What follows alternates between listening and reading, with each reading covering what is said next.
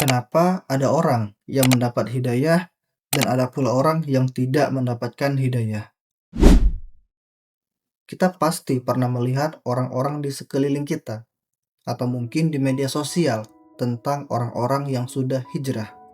Ketika ditanya alasannya, biasanya jawabannya, "Alhamdulillah sudah mendapatkan hidayah dari Allah."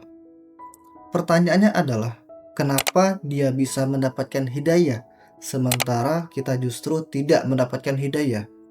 Kenapa Allah membedakan hambanya? Kalau kita mendapatkan hidayah, otomatis kita nanti masuk ke surga dan dekat dengan Allah dan Rasul-Nya. Kenapa bisa berbeda begitu? Ada juga orang yang sejak kecil sudah dekat dengan Allah. Sementara ada pula orang sudah dewasa pun hidupnya justru jauh dari Allah.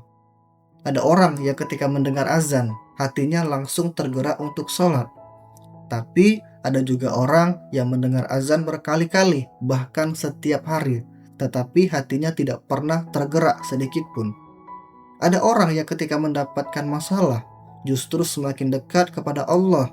Sementara ada orang lain ketika mendapatkan masalah, justru semakin jauh dari Allah. Pertanyaannya lagi, kenapa bisa begitu? Apakah karena Allah memilih sebagian manusia untuk mendapatkan hidayah dan membiarkan sebagian lainnya tersesat? Orang yang mendapatkan hidayah akan senantiasa berbuat ketaatan dan akhirnya dia akan masuk ke dalam surga. Sementara ada orang yang dibiarkan dalam kesesatan, dalam artian tidak dikasih hidayah seperti yang lain, dan akhirnya dia akan masuk ke dalam neraka. Pertanyaannya adalah, kalau begitu, di mana letak keadilan Allah? Karena yang satu dikasih hidayah dan yang satu lagi dibiarkan dalam kesesatan. Maka di video ini kita akan membahas tentang hidayah. Tujuannya agar kita tidak keliru dalam memahami hidayah dan agar tidak juga kefikiran untuk menyalahkan Allah. Allah menjadi alasan kita berbuat kemaksiatan dengan dalil karena belum mendapatkan hidayah. Sebenarnya apa sih hidayah itu? Apakah hidayah harus dicari seperti rezeki atau hidayah akan datang sendiri seperti ajal? Mari kita mulai pembahasannya.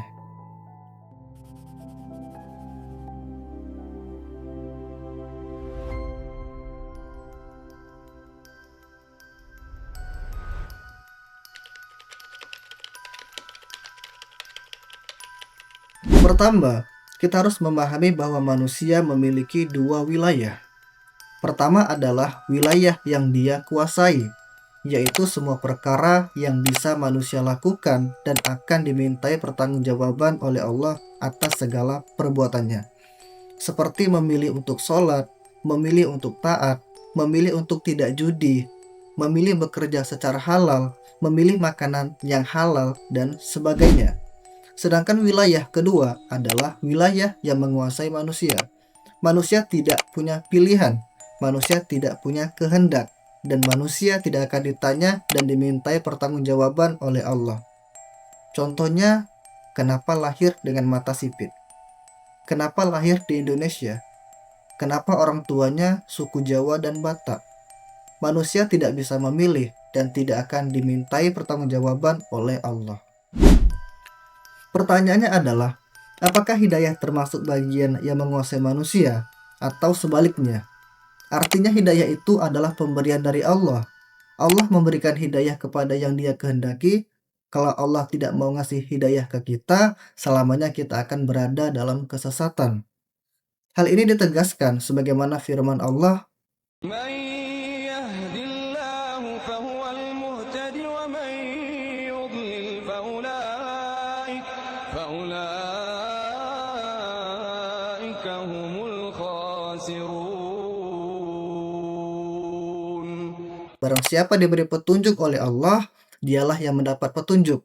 Dan barang siapa disesatkannya, merekalah orang-orang yang rugi. Di ayat yang lain Allah berfirman, bukanlah kewajibanmu Muhammad menjadikan mereka mendapat petunjuk, tetapi Allah lah yang memberi petunjuk kepada siapa yang Dia kehendaki.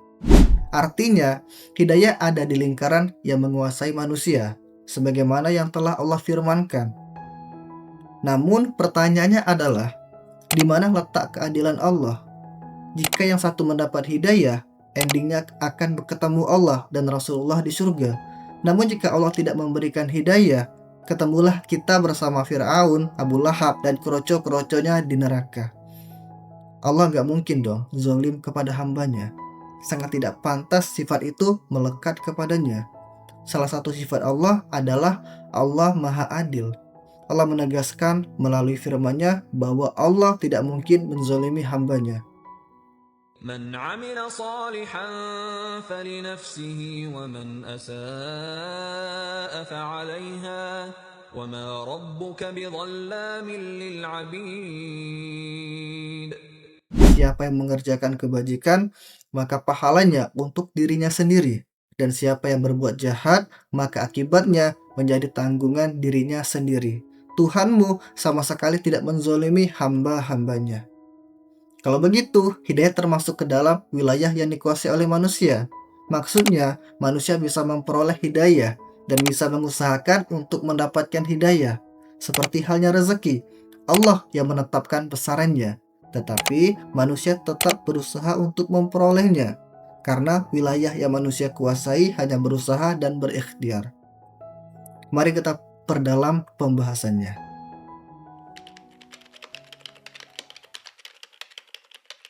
Hidayah kholqiyah atau hidayah penciptaan, yaitu petunjuk atau hidayah yang diberikan oleh Allah Subhanahu wa Ta'ala bersamaan dengan diciptakannya manusia. Artinya, Allah sudah memberikan hidayah kepada setiap manusia. Semua manusia sudah mendapat hidayah sekaligus kesesatan dari Allah dalam ababillah atau kecenderungan, yaitu kecenderungan di dalam akal manusia. Ketika akal manusia mampu membedakan mana yang baik dan mana yang buruk. Coba kita bayangkan seorang anak kecil. Anak kecil belum belajar ilmu agama secara mendalam. Dia belum membaca banyak buku. Dia belum memahami berbagai hukum dalam kehidupan. Tetapi ketika dia melihat seseorang menyakiti orang lain, biasanya dia tahu bahwa itu tidak baik. Ketika dia melihat seseorang menolong orang lain, dia bisa merasakan bahwa itu adalah sesuatu yang baik. Dari mana kemampuan dasar itu? Allah memberikan manusia sesuatu yang sangat penting sejak penciptaannya, yaitu kemampuan dasar untuk mengenali kebaikan dan keburukan. Kemampuan ini disebut sebagai hidayah kholqiyah, yaitu hidayah yang berkaitan dengan penciptaan manusia. Allah menegaskan di dalam firman-Nya, artinya adalah, dan kami telah menunjukkan kepadanya dua jalan, jalan kebajikan dan jalan kejahatan. Di dalam ayat lain, Allah berfirman, maka dia mengilhamkan kepadanya jalan kejahatan dan jalan ketakwaan. Allah memberi manusia akal. Allah memberikan manusia kecenderungan untuk mengenali kebaikan. Allah memberikan manusia kemampuan untuk berpikir. Tetapi, apakah akal manusia saja selalu cukup? Ternyata tidak. Karena akal manusia terbatas. Apa yang menurut kita baik belum tentu benar-benar baik. Apa yang menurut kita buruk belum tentu benar-benar buruk. Makanya Allah menurunkan hidayah yang kedua.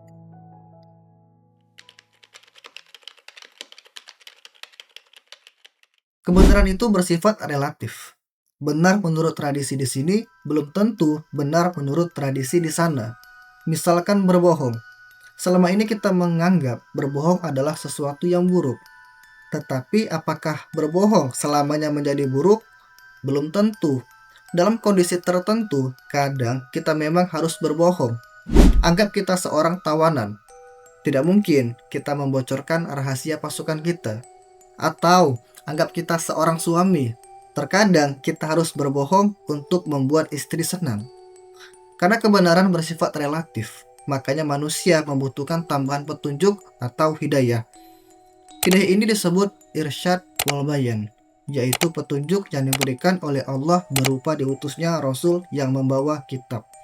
Dan dengan menggunakan hujah yang kuat dan ada jaminan, kalau sampai tidak ada petunjuk dari Allah, maka tidak akan diazab oleh Allah. Allah berfirman, tidak akan diazab suatu kaum sampai datang seorang utusan kepadanya. Berarti kalau manusia tidak mendapatkan utusan, maka baik dan buruk itu dikembalikan pada akal manusia. Terserah, kalau menurut akal manusia korupsi baik, ya korupsi aja. Kalau menurut manusia berzina baik, ya berzina aja. Dan Allah tidak akan mengazab. Itu jaminan dari Allah.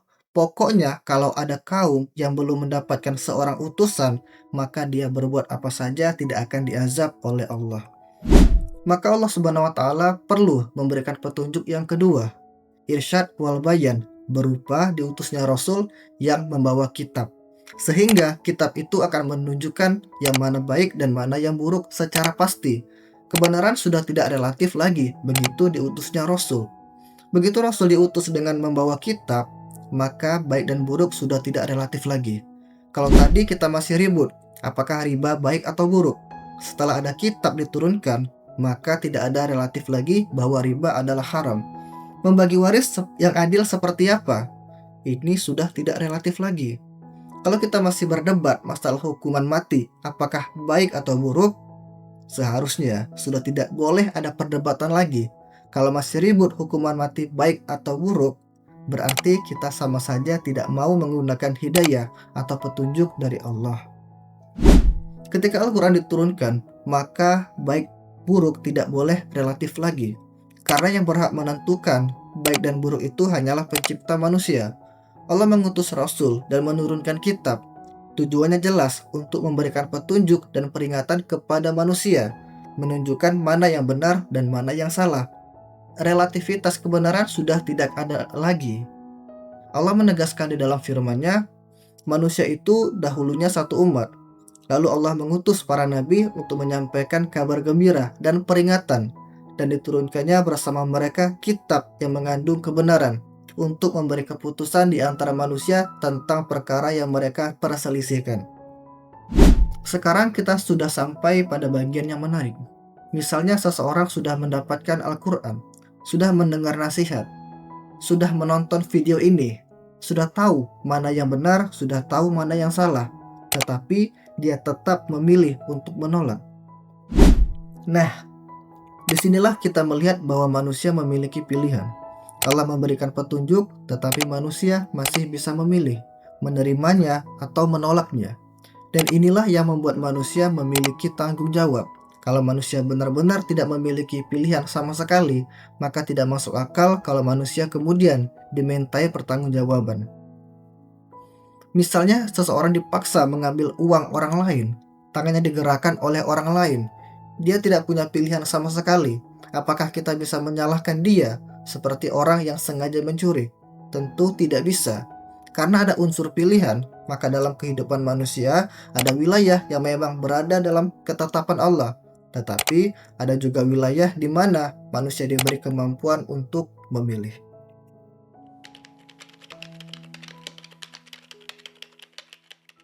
Hidayah ini adalah hidayah bonus atau kita kenal sebagai giveaway. Hidayah ini memiliki syarat dan ketentuan untuk mendapatkannya. Hidayah ketiga ini kita sebut dengan hidayah taufik. Hidayah yang paling spesial karena tidak sembarang manusia akan mendapatkan hidayah taufik. Ada orang yang sudah tahu kebenaran, tetapi hatinya belum mau menerimanya. Kemudian ada orang yang bukan hanya mengetahui kebenaran, tetapi Allah membukakan hatinya untuk menerima kebenaran tersebut. Inilah yang disebut hidayah taufik. Hidayah taufik adalah pertolongan khusus dari Allah. Ia bukan hanya soal mengetahui mana yang benar, tetapi Allah memberikan kemampuan kepada seseorang untuk menerima kebenaran dan berjalan di atasnya. Syarat awal yang harus dipenuhi untuk mendapatkan hidayah taufik ialah ketika seseorang sudah mulai punya kecenderungan kepada kebenaran. Ketika mendapatkan ilmu baru, seperti di video ini misalkan, hatinya mulai gelisah, perasaannya tersentuh, kecenderungannya ingin menjalankan ilmu yang barusan didapat.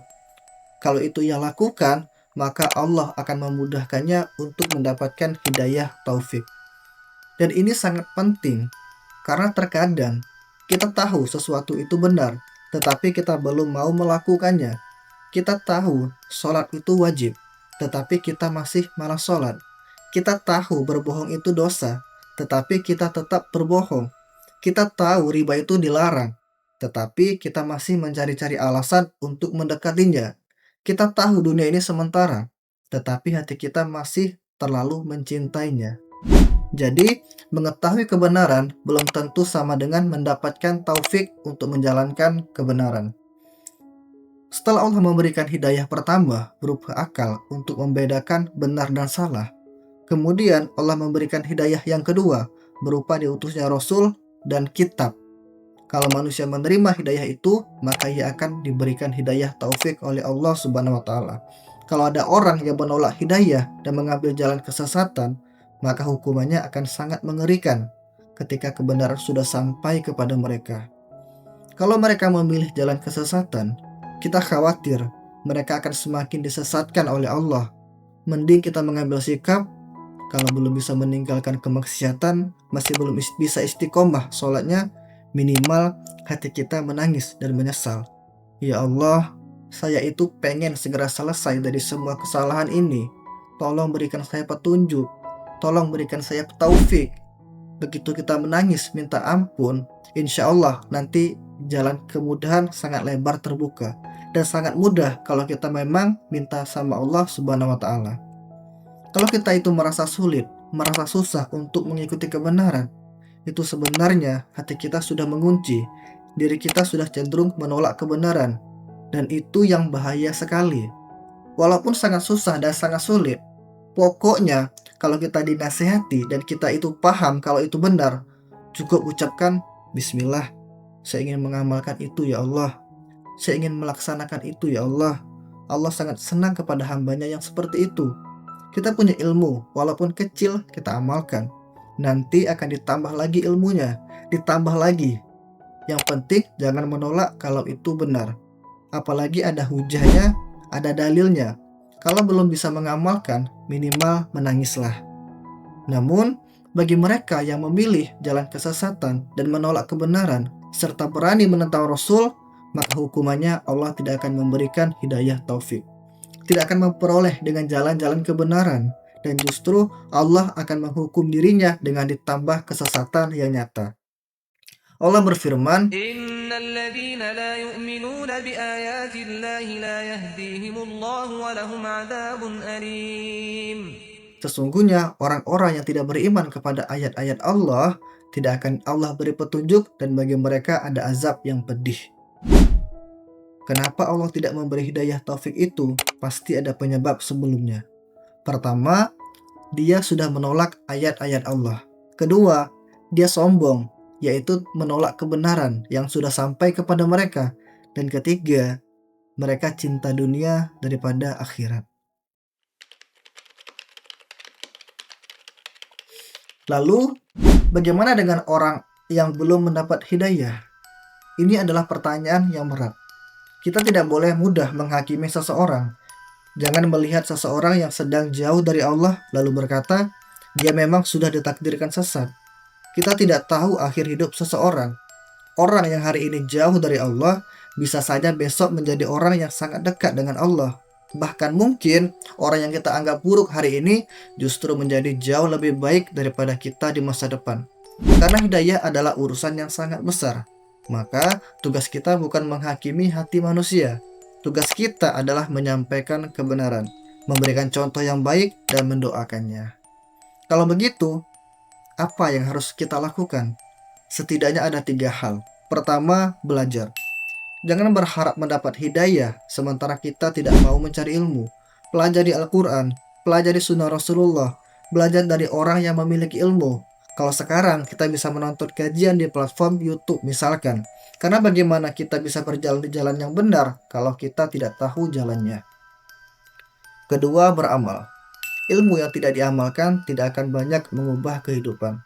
Mulai dari hal kecil, sholat tepat waktu, berhenti dari dosa yang kita tahu, perbaiki hubungan dengan orang tua, jujur dalam pekerjaan, jujur dalam bisnis, tinggalkan sesuatu yang haram meskipun menguntungkan. Karena hidayah bukan hanya sesuatu yang kita pikirkan, hidayah harus terlihat dalam kehidupan. Ketiga, berdoa. Karena pada akhirnya, kita membutuhkan pertolongan Allah. Kita bisa belajar, kita bisa berusaha, tetapi kita tetap membutuhkan Allah untuk membukakan hati kita. Maka jangan pernah bosan berdoa, "Ya Allah, tunjukilah kami jalan yang lurus." Setiap hari kita membaca doa itu dalam sholat. Tetapi jangan sampai lidah kita mengucapkannya, sementara hati tidak benar-benar menginginkannya.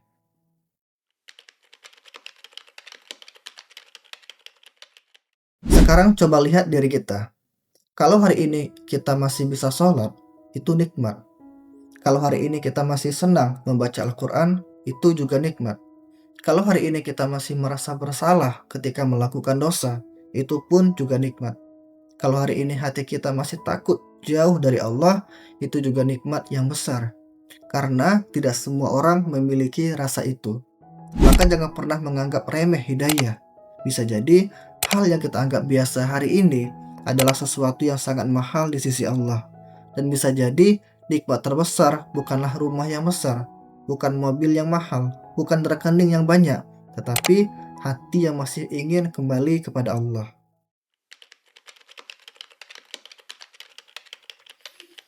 Jadi, kalau suatu hari kita melihat seseorang yang sedang jauh dari Allah, jangan langsung mencap dia sebagai orang yang tidak punya harapan. Doakan, nasihati dengan cara yang baik, berikan contoh, karena kita juga tidak tahu kapan Allah akan membuka hatinya. Dan untuk diri kita sendiri, jangan pernah merasa sudah aman. Jangan berkata, "Saya sudah beriman," tetapi katakan, "Ya Allah, saya bersyukur Engkau telah memberikan saya hidayah. Maka jangan Engkau cabut hidayah itu dari hati saya." Karena hidayah itu bukan sekedar mengetahui mana yang benar. Hidayah adalah ketika kita mau menerima kebenaran, mencintainya, dan berusaha menjalankannya. Kita diberi akal, kita diberi pilihan, kita diberi Rasul, kita diberi Al-Quran, kita diberi kesempatan untuk belajar. Dan setelah semua itu, kita harus memilih. Apakah kita akan mendekat atau menjauh? Apakah kita akan menerima atau menolak? Apakah kita akan mengikuti petunjuk atau mengikuti hawa nafsu? Karena itu, jangan hanya meminta kepada Allah, "Ya Allah, berikan aku hidayah." Tetapi buktikan bahwa kita benar-benar menginginkan hidayah itu. Belajarlah, beramallah, tinggalkan dosa, cari kebenaran, dan teruslah berdoa.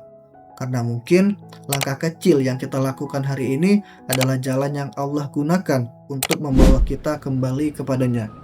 Semoga Allah memberikan kita hidayah, dan yang lebih penting, semoga Allah menjaga hidayah itu sampai akhir hayat kita. Amin ya rabbal alamin. Wassalamualaikum warahmatullahi wabarakatuh.